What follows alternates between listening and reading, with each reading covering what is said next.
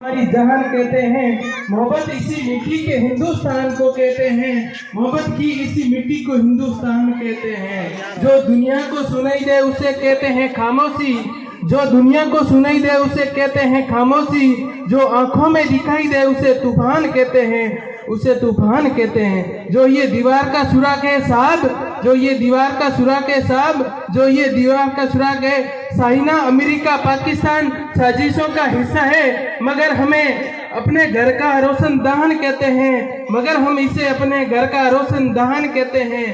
परम सम्माननीय मंच एवं महोदय एवं सभा में उपस्थित सभी गणमान्य व्यक्ति, मैं अर्जुन प्रजापति आपके सामने गणतंत्र दिवस के उपलक्ष्य में देश प्रेम और राष्ट्र निर्माण के उपलक्ष्य में कुछ शब्द प्रस्तुत करना चाहूंगा।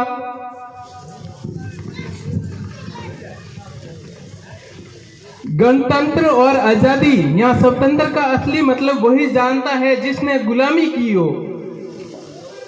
गणतंत्र और आजादी का असली मतलब वही समझ सकता है जिसने गुलामी की हो।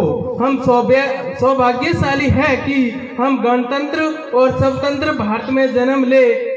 यूं तो आजादी लोह की 1857 में जल चुकी थी, यूं तो आजादी की लोह 1857 में जल चुकी थी, जो वर्षाल बनकर 1947 में आजाद हमारे देश को आजाद कराई और 1950 में गणतंत्र यानी हमारा कानून बनाया, जिसे हमारे आज इस मंच या कहीं भी परिस्थितियों में खड़े होने की ताकत देता है। प्राचीन मध्यकालीन और वर्तमान भारत को कहीं उदाहरणों से स्पष्ट करना चाहूंगा। जब हम फिरंगियों के फेरे में फंस गए थे, जब हम फिरंगियों के फेरे में फंस गए थे कि जब हम रंग दे बसंती शोला की, जब एक आवाज पर टोलों के टोले उमड़ आते थे और उनके वंदे मातरम के नारों से खून आने वाले 5-5 डिग्री तूफानों अंग्रेजी शासकों को जड़ों में तूफान लहा देते थे। शासकों की लोग मर जाते थे, मिट जाते थे, फांसी चढ़ जाते थे, तो भी वो देशभक्ति को साबित कर रहे होते थे, क्योंकि ये उस दौर देशभक्ति की कसौटी थी। उसके बाद 1952, 1965 और 1971 को युद्धों में अपना सुहाग गवा देने वाली औरतें, जब हम घर के हालात ये हो जाया करते थे, जब घर के हालात ये हो जाया करते थे कि प्यार भी भरपूर गया, मांग का सिंदूर गया, प्यार भी भरपूर गया, मांग का सिंदूर गया, नन्हे नौनियालों की लोगोटियां चली गई, छोटे छोटे बेटियों की छोटियां चली गई, बाप की कमाई चली गई, भाई की पढ़ाई चली गई। ऐसा एक विस्फोट हुआ, पता चला ही नहीं, पूरे जिस्म कहीं बोटियां चली गई, पूरे जिस्म की कहीं बोटियां चली गई। और आपके लिए एक आदमी मरा है साहब, आपके लिए एक आदमी मरा है साहब, किंतु मेरे घर की रोटियां चली गई, मेरे घर की रोटियां चली गई।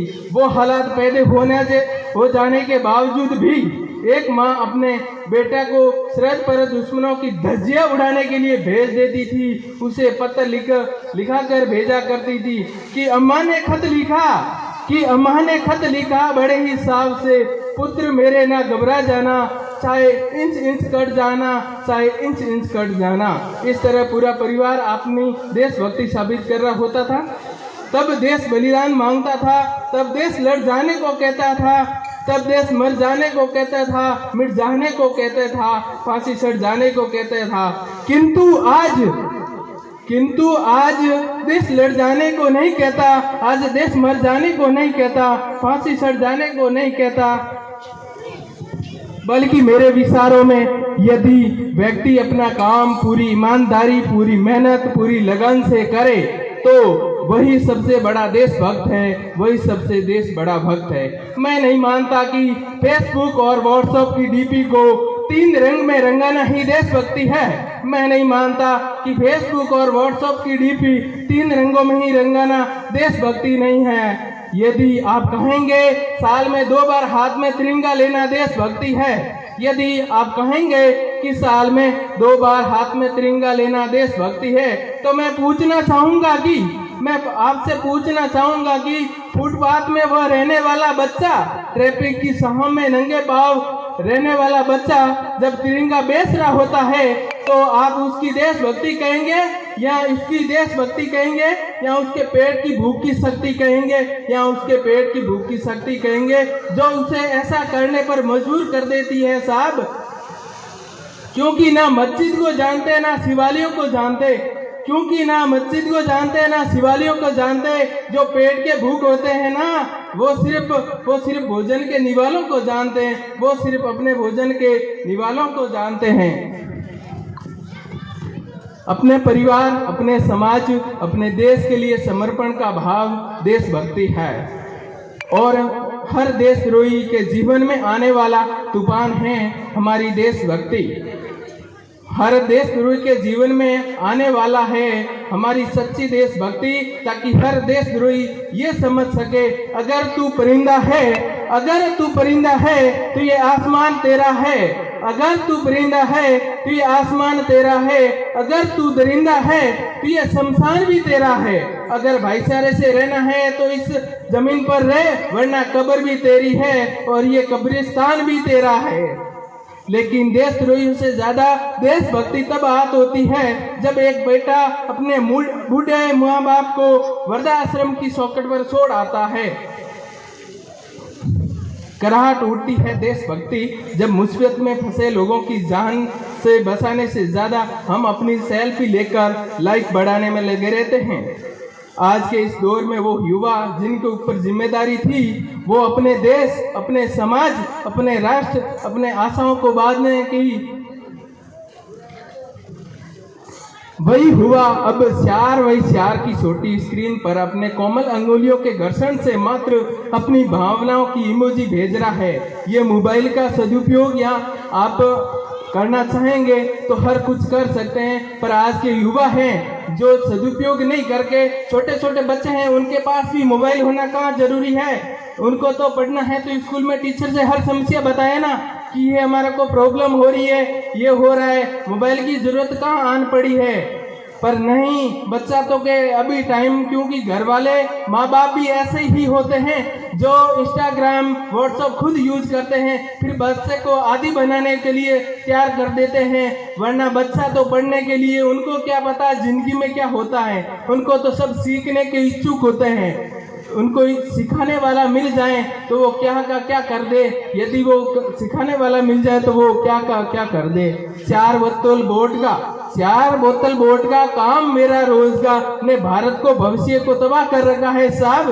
हम एक ऐसे समाज में जीते हैं जहाँ लड़कों से बात करता, देख भाई, लड़कों से बात करता जो भाई हड़काते हैं, लड़कों से बात करता जो भाई हड़काते हैं, वही भाई अपनी गर्लफ्रेंड के हंस के किससे सुनाता है घर में, ये महिलाओं की और इज्जत करते हैं। तो ऐसा देश में समाज क्या, हर व्यक्ति कुछ इज्जत करना चाहता है तो महिलाओं की कीजिए।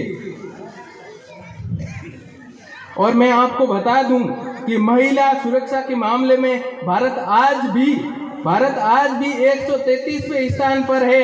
इससे दुर्घटना का काल हमारे लिए कुछ नहीं हो सकता।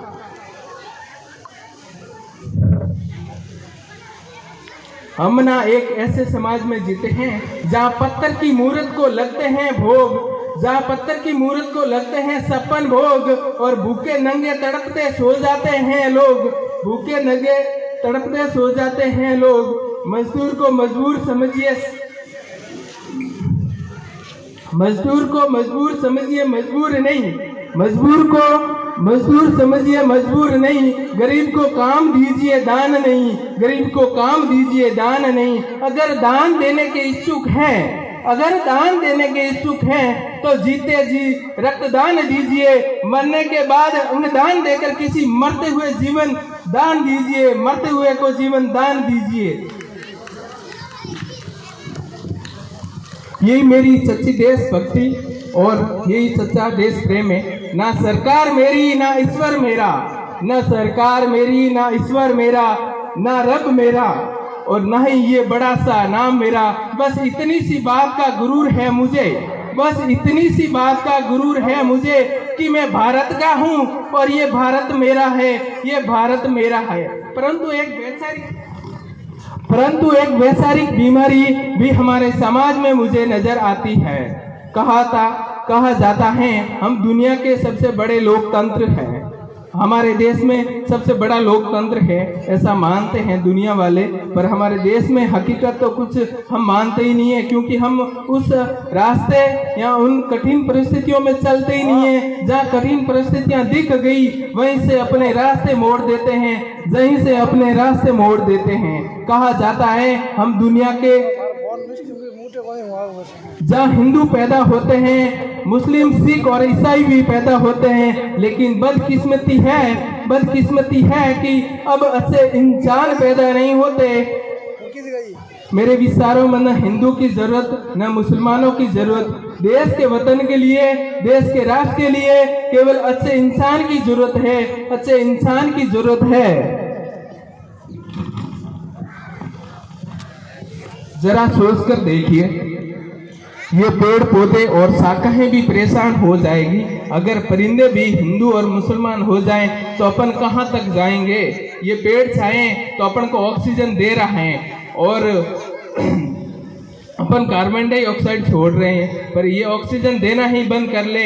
ये सामने जैसे पीपल का पेड़ है, ये सर्वाधिक ऑक्सीजन देता है, पर अपन इनकी कितनी कीमत और कदर करते हैं ये अपन सबको पता है। पेड़ क्या चीज है, ये जैसे अभी गांवों में देखा जाए, उदाहरण एक प्रस्तुत करना चाहूंगा कि अब जैसे मारवाड़ी में कहते हैं कि भूत आ गया, भूत आ गया, भूत आ गया, भूत आ गया। जैसे ही मतलब जो होता है मिट्टी के और रेत के जो कण होते हैं ना, उनमें वायु दाब और उनका तापमान के आधार पे एक बबूला बनता है, जिससे आज लोग अनपढ़ है ना, वो कहते हैं भूत, क्योंकि उनको ये पता नहीं है कि वो भूत नहीं है, हकीकत वो एक बबूला है जिससे वायु दाब और तापमान के आधारित वो बनता है। क्योंकि उसमें जैसे कोई भी आदमी बीच में खड़ा हो जाए तो जहां तक संभव है कि मृत्यु भी हो सकती है, क्योंकि उसमें ऑक्सीजन की मात्रा ही बहुत कम होती है। पर आज के जो एक अनपढ़ लोग हैं, जिनकी अपन पीढ़ियों को आगे बढ़ाना चाहिए कि अपन तो नहीं पढ़ पाए, एक रोटी भूखा रह कबरी अपने बच्चे को पढ़ा दीजिए तो अच्छा रहेगा, समाज आगे बढ़ेगा। अपने गांव का वैसे भी स्तर बहुत कम नीचा है, एजुकेशन के लेवल में अपना देखा जाए। आप भी जैसे बूढ़े बुजुर्ग लोग बैठे हैं सामने, कि कोई भी कुछ भी हो जाए तो अपन है ना खुद की समाज का, अपने गांव का नाम नहीं लेते। अपन सबसे पहले ही सोचते हैं कि ऐसा कौन बंदा है जो अपना काम निकाल दे। यदि वही बंदा खुद के गांव का होगा, तो कुछ काम जल्दी हो जाएगा। पर ये नहीं सोचते हैं, पर लोगों के और दूसरे गांवों के आगे अपन को हाथ जोड़कर विनती करनी पड़ती है, क्योंकि हमारे गांव में और समाज में ऐसा बंदा पैदा करने के लिए अपन इतना मोटिवेशन और नहीं कर पाते हैं। डीमोटिवेशन के लिए है ना, कहते हैं ना, पैर खींचने के लिए हजारों बैठे हैं, पर उसी को थोड़ा सा सहारा दे देना तो वो आगे तक बढ़ सकता है और अपने समाज में, अपने गांव में कुछ करने लायक रह सकता है। बड़े ही आश्चर्य की बात है, जिस देश ने पूरी दुनिया को तक्षशिला और नालंदा देकर आज उसके सर्वश्रेष्ठ विश्वविद्यालय में हमारा एक भी विश्वविद्यालय खड़ा नहीं है, जहाँ एक और हमारे पास IIT, IIM, नीट जैसे शिक्षण संस्थान भी है, वही दूसरी ओर इस देश के गरीब को बेरोजगार की जमानत में खड़ा करने के लिए उनके हाथों में सर्वश्रेष्ठ शिक्षा अभियान का झुंझुनता पकड़ाता जाता है।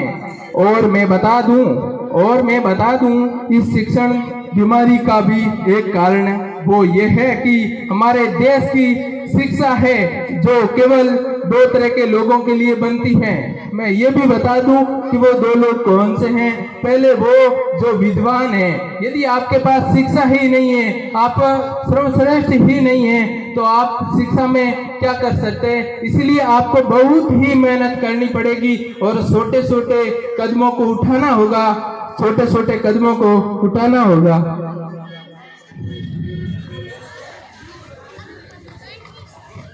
इसी तरह कहीं गजब की बीमारियां हैं। इन बीमारियों की जड़ तो में हमारा अंधविश्वास है।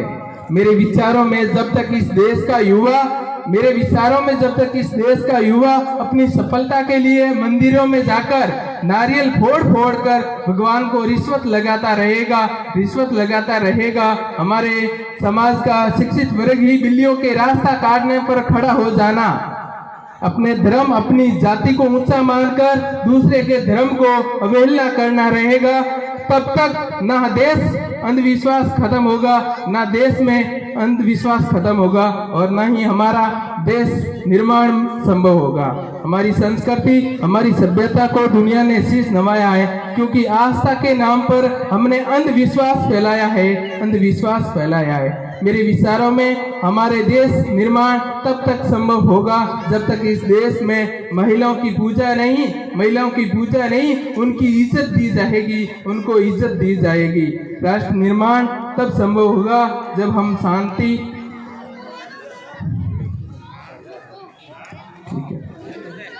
अंत में मैं कहना चाहूँगा कि युवा पीढ़ी को बहुत ही मेहनत करनी पड़ेगी और छोटे छोटे कदमों को लेकर साथ में चलना होगा। कहते हैं ना, बड़ी बड़ी बातें नहीं, छोटी कोशिश करनी होगी, क्योंकि ठोकर पहाड़ से नहीं पत्थरों से लगती है, पत्थरों से लगा करती है। अंत में मेरा हिंदुस्तान महान था, महान रहेगा। हौसले बुलंद सबके दिलों में बुलंद होगा हौसला सबके दिलों में बुलंद, तो एक दिन पाकिस्तान भी जय हिंद कहेगा, क्योंकि सारा जहां जय हिंद कहेगा, क्योंकि सारे जहां से अच्छा हिंदुस्तान हमारा है, हम बुलबुले हैं इसके, ये गुलिस्तान ही हमारा होगा, ये हिंदुस्तान ही हमारा होगा। जय हिंद, वंदे मातरम।